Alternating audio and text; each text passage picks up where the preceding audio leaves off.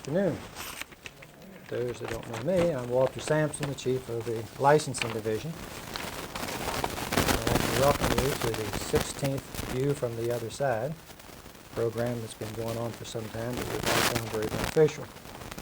Today's speaker will be the Honorable J.C. Argetsinger, the Chairman of the Copyright Royalty Tribunal, and we welcome you, J.C.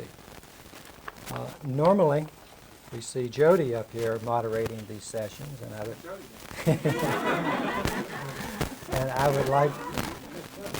I'd like to take this time to thank her for allowing us to co-sponsor today's session. Also, we've become accustomed to seeing Jody up here, and I think we have a tendency to forget the behind-the-scenes hard work that goes into the success of View from the Other Side. So, Jody, we'd like to give you a little round of applause for your good work. Actually, today we have the Register of Copyrights to thank for today's speaker. It was his idea to invite J.C. to today's session. While he invited him, he told me to go out and get him. And so I want to thank J.C. for taking time out from his busy schedule to talk to us this afternoon. Needless to say, the Register is not here to introduce J.C.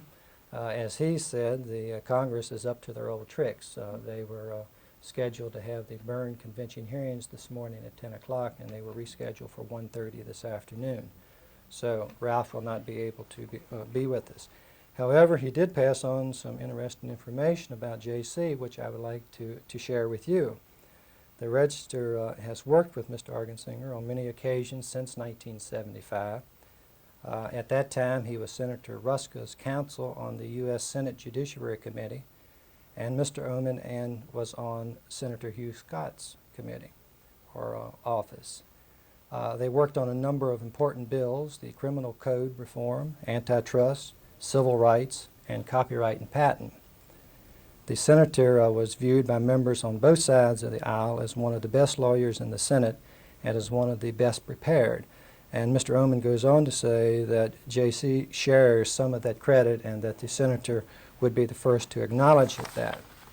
Now, the commissioner is not new to the field of copyright. From 1973 through 1979, he was counsel for the Judiciary Committee and participated in the development of the 1976 Copyright Act. And he also served as minority counsel for the committee for 2 years. He is a member of the Bar of the State of Ohio and the U.S. Supreme Court. In 1985, President Reagan appointed the commissioner to the Copyright Royalty Tribunal, and his term expires in 1991. That's going to be a year after the jukebox rate adjustment and the cable TV rate adjustment. You may welcome that time if there are anything like those in the past. Ralph goes on to say that Mr. Argetsinger has brought his varied experience and insider knowledge of Washington to the tribunal, and his tenure has been praised by movers and shakers in all these branches of federal government. I can add to that our relations with the licensing division has been very smooth, and I think we also could add the private sector, dealing with Motion Picture Association and National Cable Television Association, and all those that have a vested interest in the royalty fees. You've done a great job there. The Register goes on to add that he's doing a great job on a fast track, which shouldn't come as a surprise. He grew up on a fast track. His father developed a sports car circuit at Watkins Glen, New York, and raced a variety of cars, including the old MGTC.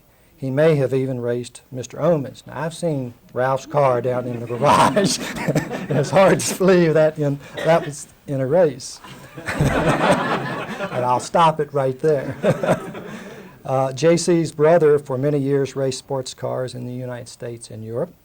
And Ralph goes on to say that the glamour and excitement of fast cars and fast company doesn't come close to the glamour and excitement of practicing law. Isn't that right, J.C.? Well, if I stand up here and continue and tell you about J.C.'s outstanding background, he won't have any time to speak to us this afternoon. And he has agreed to take some questions at the end of his talk.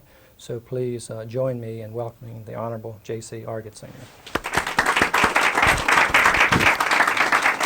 Thank you very much, buddy. I appreciate those remarks, and please pass on my thanks for the fine words from Ralph. I too have been down to see Ralph's MG, and it is a splendid classic. It's kind of old and brittle now, and I'm very sorry to admit I do remember when that was the latest state of the art. That 1948 MG, and I was a little boy watching my father race it. It was a wonderful machine. It is particularly good to be here. I don't know about this from the other side. I really don't feel like it's the other side because familiar faces and the friendly turf here. As you know, I think all of you know, my agency is independent, and while we're independent, we are in a long-standing and very close partnership with the licensing division in the administration of the copyright royalties. And we also receive almost all of our support from the Library of Congress proper. And I want to say, for those of you who aren't real familiar, that I represent what is, I think, the smallest and perhaps most obscure agency in government. I want to tell you right now we're made up of 7 individuals, 3 commissioners, their personal assistants, and a general counsel. And I'm going to talk a little bit about what we do, how we came to be, and some of you, I imagine, have been working in this area much longer than I and probably know a great deal of this. For the others of you who don't, I will try to tell you what we do, and you may have the reaction at the end of my talk, the same one that my daughter had 2 years ago when I first got the job, and I was realizing all the wonderful things we do, and I was telling her, she's 17 years old, and I think a very precocious, good student, and she listened intently, asked a few questions, and I sat back proudly, and she said, "Gee, Dad, why is the government involved in this sort of stuff?" And that's a difficult question to answer. But as I mentioned, we are very small. We have a budget of around $500,000, and we annually distribute to cable and jukebox well over $100 million, that fund that we administer with the licensing division.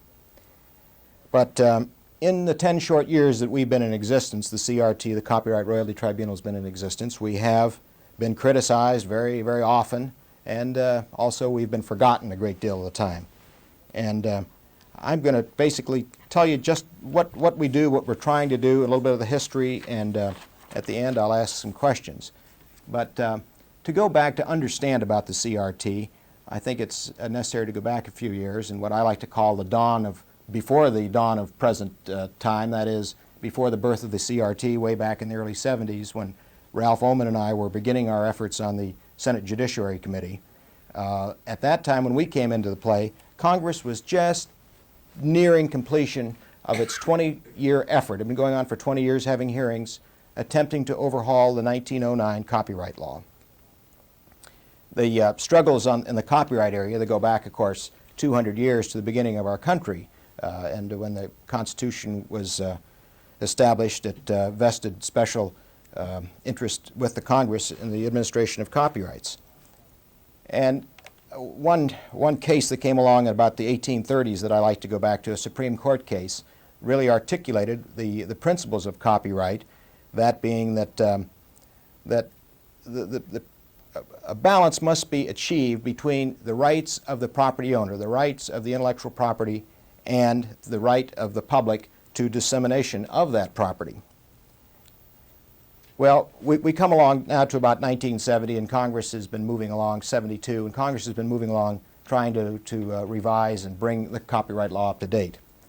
Well, in the late 60s, early 70s, 2 cases came down from the Supreme Court that gave them special impetus to finish their revision.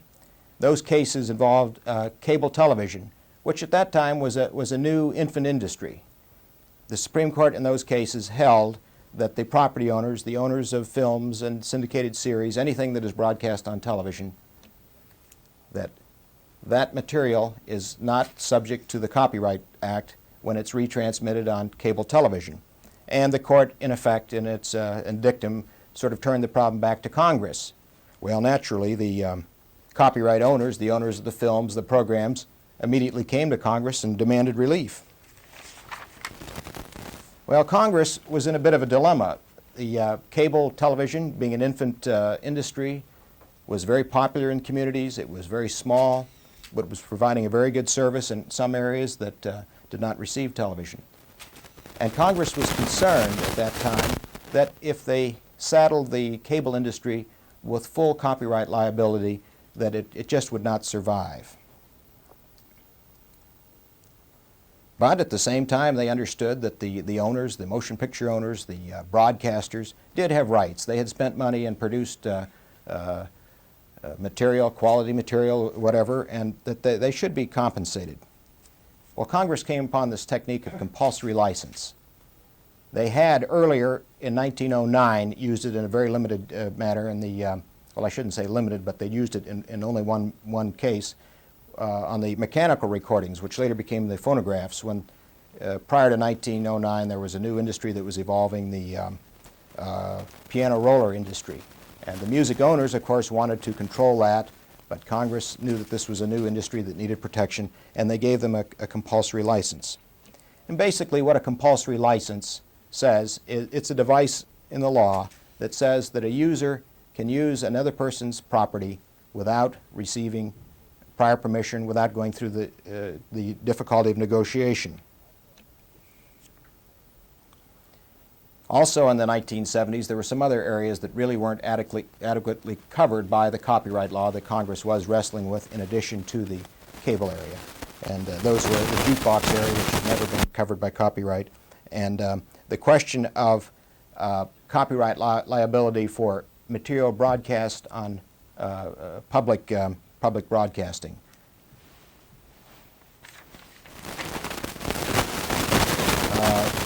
One example I give on compulsory license that I think helps explain exactly what would happen.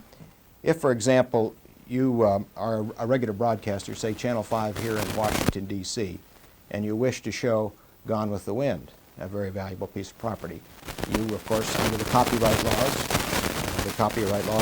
before 1976 and the copyright laws as they exist today, you would enter negotiations with MGM, the owner. And you'd go back and forth and you'd say, I'll give you $5 million, or they'd want 10, and you'd finally establish some price that was fair. And you would have the right to show Gone with the Wind on your station.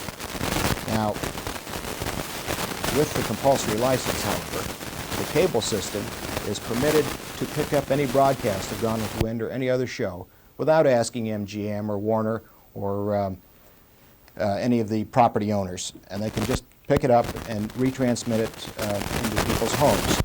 The hook is, though, of course, under the compulsory license as it was established, the hook is that there will be a percentage of the gross profits that are paid, that the cable system generates, will be paid into a fund called the Copyright Royalty Fund. Using the example of the cable system, when Congress set up this Copyright Royalty Tribunal, with 5 members, we have 3 now, the funds would be paid into the licensing division, and then the tribunal was given limited authority to adjust the cable rates for the retransmitted signals to conform with any changes in the dollar. Now, this is a very limited right to change the rate, and also to deal with any changes that came after 1976 on the part of the FCC regarding distant signals and exclusive rules. And then additionally, which is our big task, was to distribute the money among the various copyright owners that will make claims. Congress was very glad to get out from underneath the business of the mechanical rates of the 1909 recording compulsory license. When Congress established the 1909 Act, they had a 2-cent fee for records. But in the 68, 70 years that they administered such a rate, there never was a change. There was a lot of pressure growing on Congress, and this is why they were glad to hand this all over to the Copyright Royalty Tribunal in its partnership with the license. Now, as I mentioned, the compulsory license that we administer is in 4 areas: cable, jukebox, public broadcasting, and recordings. In the last 2 areas, recordings and public broadcasting, the Copyright Royalty Tribunal does not distribute funds. That's done privately, but we do establish rates every 5 to 7 years in those 2 areas. And this was the year that we were to establish rates for records. It had been, I think it's gone up to about 5 cents now from the 2 cents it was in 1909. This was the the given year for that, and also for the public broadcasting, for the public broadcasters to use certain copyrighted material. There's a fixed fee for that. And we had girded ourselves for a long debate and process on the recording industry. However, last month, all of the various elements got together and came to us and said, we've settled our differences. CRT, we want you to approve them. And that new rate was just published in the Federal Register this week. And we're always very glad when the parties come to us and settle. We foster these settlements. We try to foster them. Now, we do have public broadcasting hearings perhaps this year. We don't know. Maybe at the last minute they will settle out. We'll start out, we have to do it between the 1st of July and the end of the year. It makes it a little difficult when we go to Congress and ask for appropriations. Congress wants to know how much we need, and a big part of our budget, as I say, $500,000–600,000 is our budget. A big part of our budget is spent on hearing days. Some years we have 50, 60, 70 days of hearings. And we go in and ask for 50, 70 days of hearings, and Congress will say, well, you only had 25 last year. Well, it's because of some of the settlements, and we hope for the settlements, and we try to explain that it's much cheaper. We'd rather have settlements, but we do have to ask for money just in case the parties are adamant. But the thing that keeps us busy every year, I think you're all aware, we do the annual distribution of the royalties that come in on the cable and jukebox. And incidentally, every so many years we establish rates on cable and jukebox.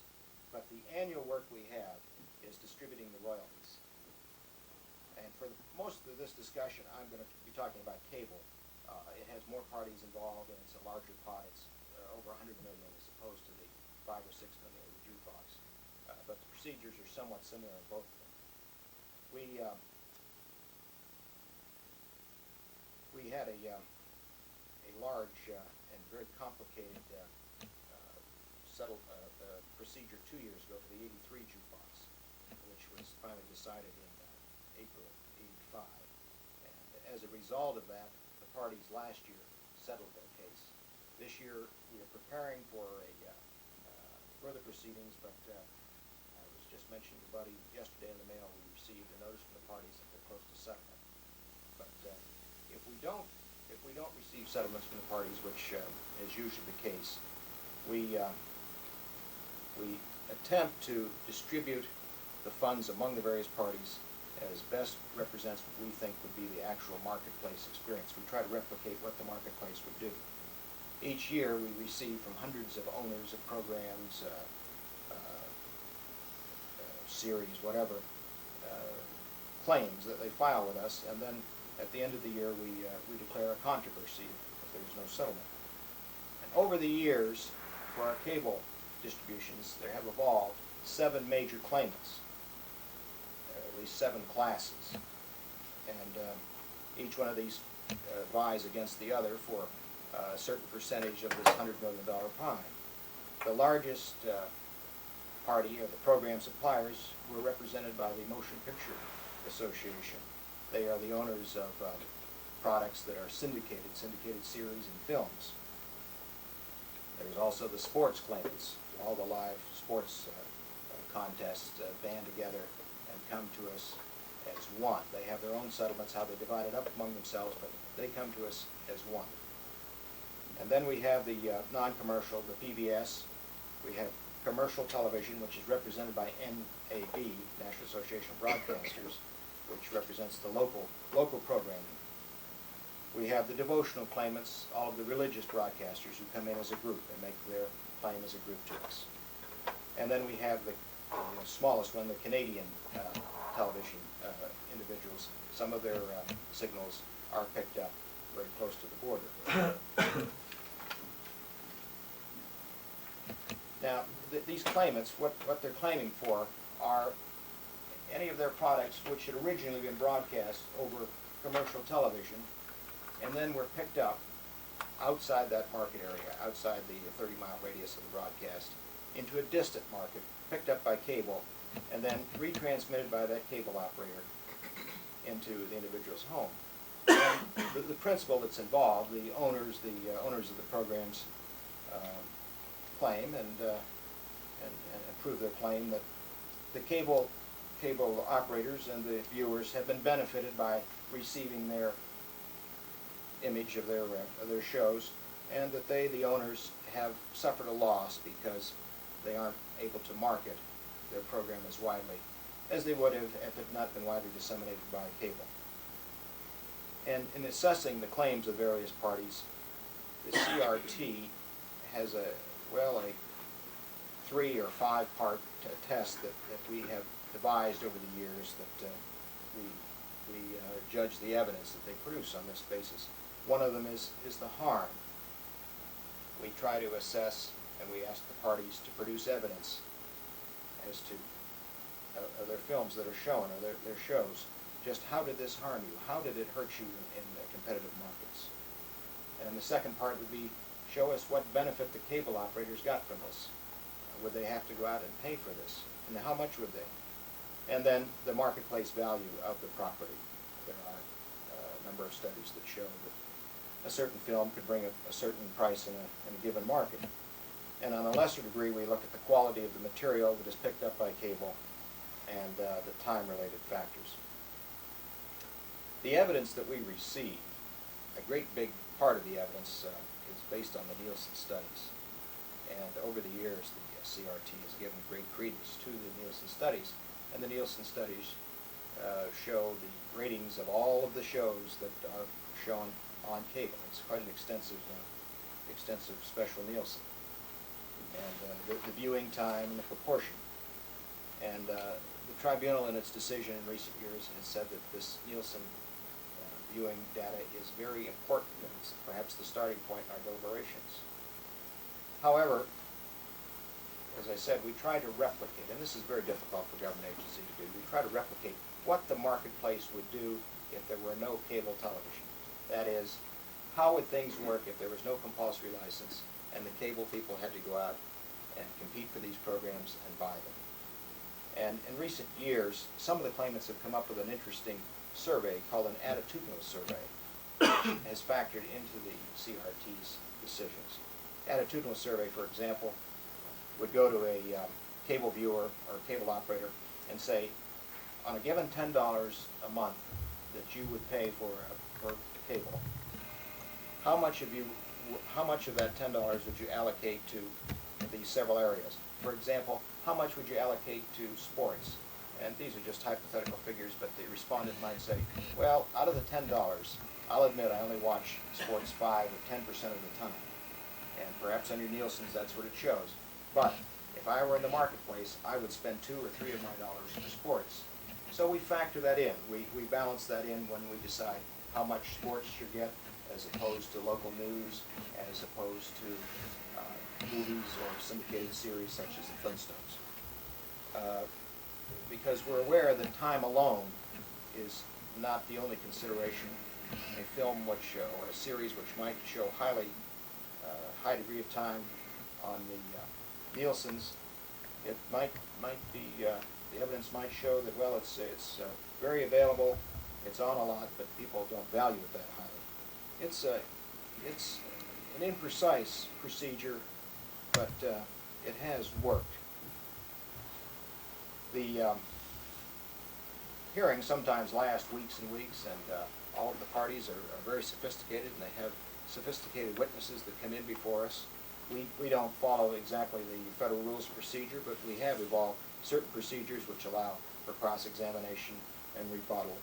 And I want to say it is kind of a thrill to have some of these expert economists and scholars come in and debate the issues against each other, and sometimes the commissioners jump in and debate with them too. It's also interesting sometimes when they switch sides the next year and come in on the other side and argue the other way, but being a lawyer, I understand that we do that all the time. The 83 cable decision, which I mentioned we handled 2 years ago, was probably our largest. We decided that in April of '86. It was the longest and most complicated. It was over 50 days. And to give you an idea of what the allocations are out of this $100 million, the program suppliers, the MPAA, who represented movies and syndicated series, received 67%.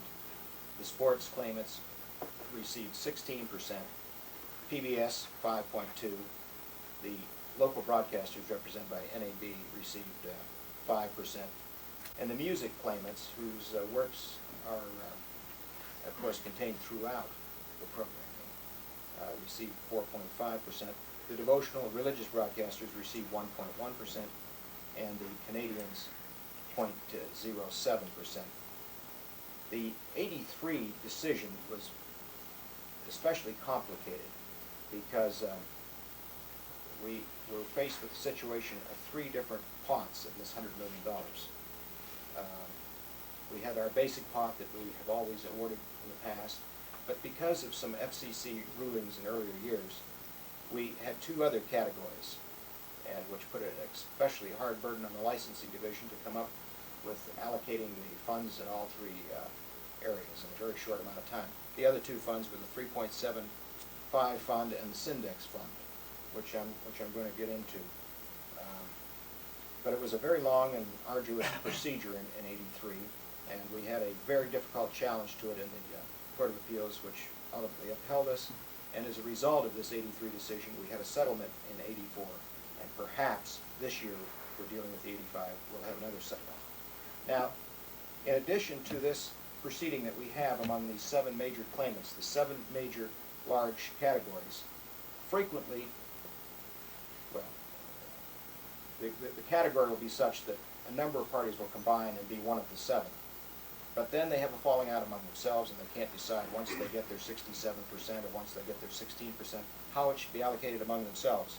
So we have a phase 2 proceedings, and in the last 2 years, in the program supplier category, the category that's represented by MPAA, there have been 2 parties that have not gone along with the internal allocations, the National Association of Broadcasters and the Multimedia Group, which represents, one of its largest shows is Donahue.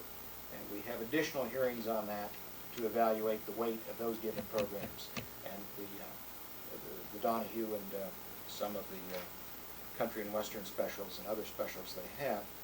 The National Association of Broadcasters, they are local stations that are affiliated. Also, in addition to the local shows they have, also are producers and produce some shows that are syndicated to other stations. And in last year, '84, this settlement came out of the program suppliers. The multimedia received 0.825% and NAB 0.07. I referred to the issues which made the '83 decision very difficult, the Syndex and the 3.75, and also made all of your work very difficult. And to give you a little background on how this came about, I'll go back to 1981. The FCC was in the midst of deregulation, and in our area, it rescinded 2 rules. The first rule related to how many distant signals each cable operator could carry. That is, until 1981, the FCC had a regulation that a cable operator could only carry a certain number of signals. Well, this deregulation opened up the number of signals and permitted the cable operator to greatly extend the number of signals he brought in. And at the same time, the FCC abandoned the syndicated exclusivity rule.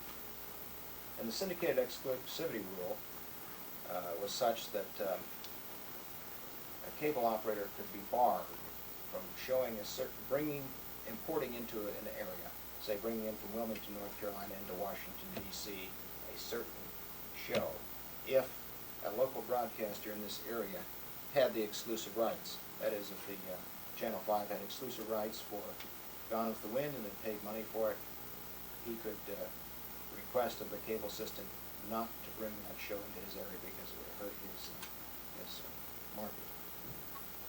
And when this rule was rescinded, then the copyright owners were claimed they were harmed and that they could not market their products. And as a result of these 2 rule changes to the FCC, there was triggered in the statute that authorizes the CRT, triggered a rate hearing procedure.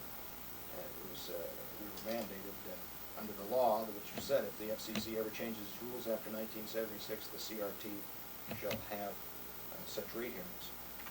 And we had, this is before my time, though, we had very, very lengthy hearings, and it was highly combated between the program owners and the cable systems. And the CRT established a rate of 3.75 of the basic gross receipts of a cable system for every additional distant cable signal that the cable system picked up. That is over and above those that they already had. The new rate didn't change the ones they had. And then, in order to give some compensation to the owners for the loss of their syndicated exclusivity, the CRT established a surcharge, which is become known as the Syndex. And of course, these rate adjustment hearings did pit the owners and the users, the owners of the property and cable, against each other, and there were appeals to the Court of Appeals, which upheld the CRT. We have been very fortunate. I think there have been 12 decisions at the CRT that have gone to the Court of Appeals, and our rate of being upheld is very strong. We've been substantially upheld in every one of them except for a couple of technical areas, and we currently have 2 appeals in addition to those 12 that are up right now on the 84 cable, a question of ownership of a very specific program. It's a limited question, and on our 1984 jukebox on the question of Performing Rights Society. And while the Court of Appeals hasn't always thought our decisions were the absolute best. They recognize that we're a small agency, 7 people at the time we were in the General Counsel. But they have referred on a number of times, at least the D.C. Court of Appeals, to the boundless litigiousness of our claimants. These claimants are just top-flight law firms, and they come up with some wonderful reason. As a matter of fact, when I first came on the commission, Tom Brennan, who had been the first chairman, Ralph and I both worked with him when he was the principal counsel for Senator McClellan, who was, in the Senate at least, the father of the copyright reform. Tom became the first chairman in 1977, and he brought down his expertise and a very top-notch lawyer, and ordered the curtains and ordered the rugs and wrote the regulations and ran the place. He left the year before I got there. He took a lot of the institutional memory when he left. And shortly after I got there, Tom called up and said, well, he said, you know, there are times when it's very, very slow. You might find yourself bored. Well, in the time since he had started, I think the pot for cable was about $10, $11 million, and now it's grown over to $100 million. And this has, I think, perhaps caused the competitiveness to increase and the litigiousness. There's much more involved. And almost every week we have some complicated motion or another, whether we're having hearings. And the lawyers are certainly fueled by this. Very top-flight lawyers, and they're interesting to have come before us.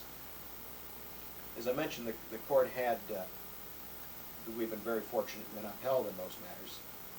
We've been criticized, of course, by industry on both sides, and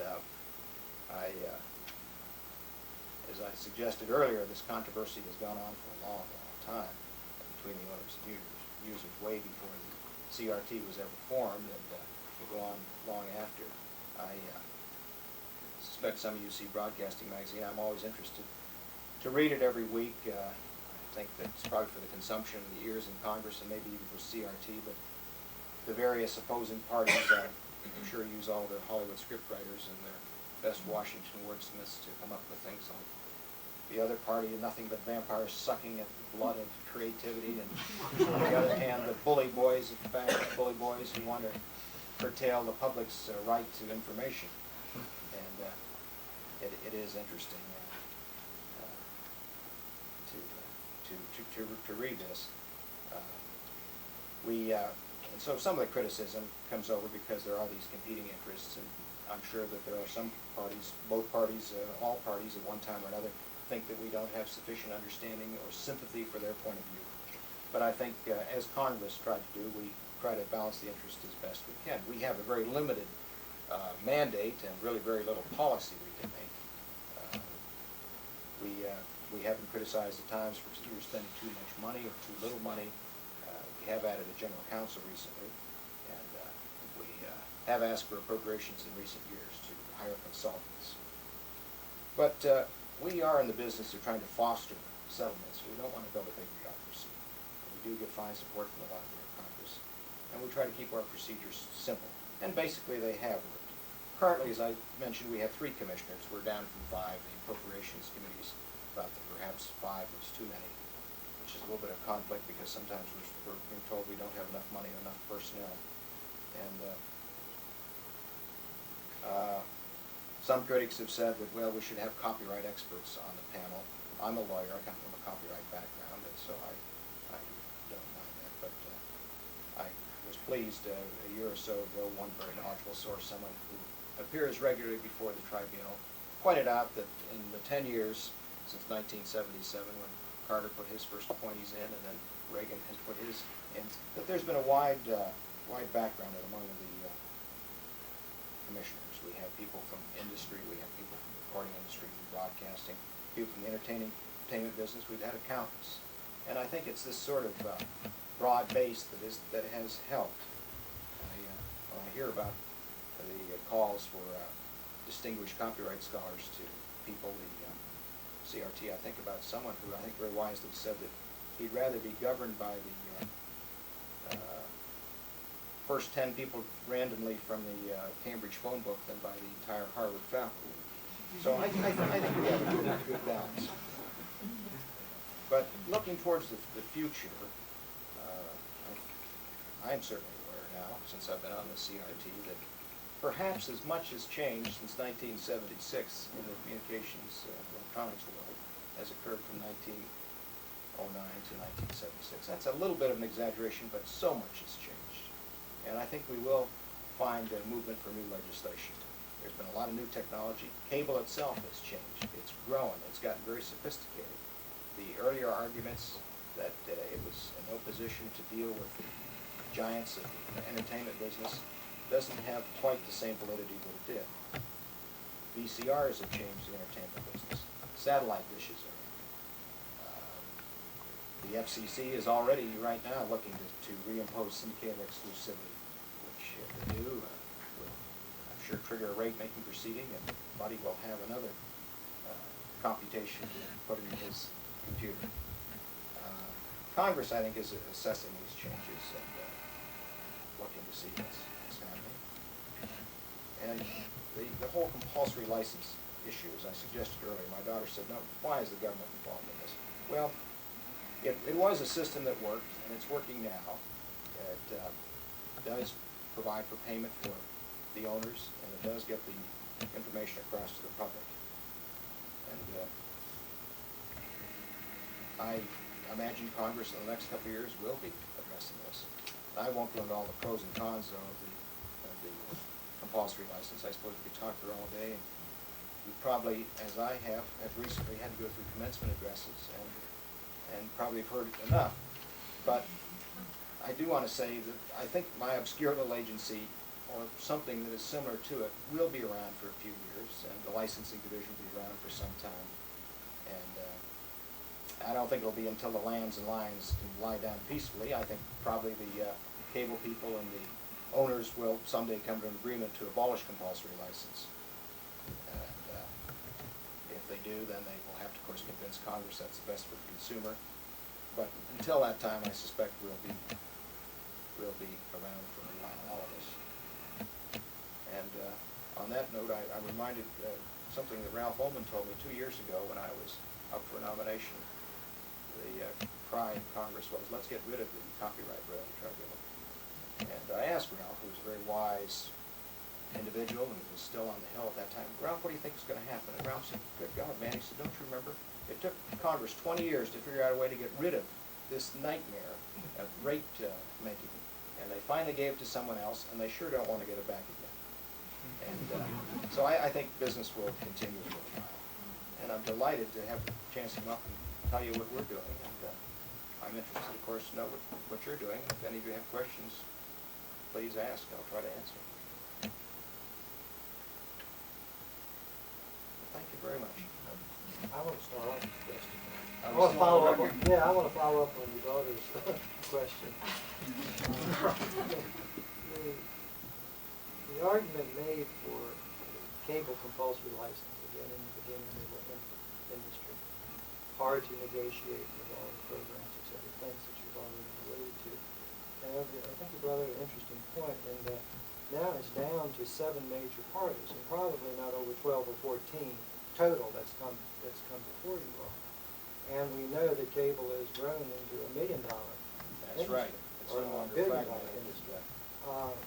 Would you like to comment about continuing with the compulsory license? Do you think that there is a need to continue with the compulsory license? Well, Couldn't the arguments made before be? as a practical matter, right today there is, until the two parties get together. I think they are getting closer and closer. And of course, I read Broadcast Magazine, and sounds like an endorsement, but several weeks ago it looked like the two parties might be very close together. 2 years ago it looked like they might be close together. The most recent issue I read, they're talking now about, well, we think we're going to be able to, but let's phase it out into 5 or 10 years. I suspect that's the way to go. We do have the additional question of satellite dish. I know Congress is thinking about a compulsory license in that area. And I don't know how the bill is going right now on the taper part, but that's another area. But basically, I believe in the free market. I think the free market can work things out best. I understand that at the time when this compulsory license was imposed, cable was in the industry, but things have changed. And if they can satisfy Congress that both parties feel that the consumer will be served and both receive, that the owners will receive adequate compensation, I suspect Congress will be persuaded. Those are some ifs, though. Another outside question, since the commissioners are appointed by the White House, do you all ever get any telephone calls or guidance from the White House, or do you operate the taking? Well, I don't know. I don't know whether I want to admit that or not. It was so obscure that we're ignored. I don't think they remember us at all. No, and the Hill rarely does, and other agencies rarely do. So there are times when we come in the public spotlight, and it's usually when we're being criticized, and then we're forgotten for a while. But I think basically what we're being criticized is a result of these very, very strong conflicting claims that have been going on for 200 years between users and owners. And whether the CRT is here or not, these will be sharply fought out in Congress or in courts, and there will be as much acrimony as we've seen in the past. Thank you. Thank you, Jason.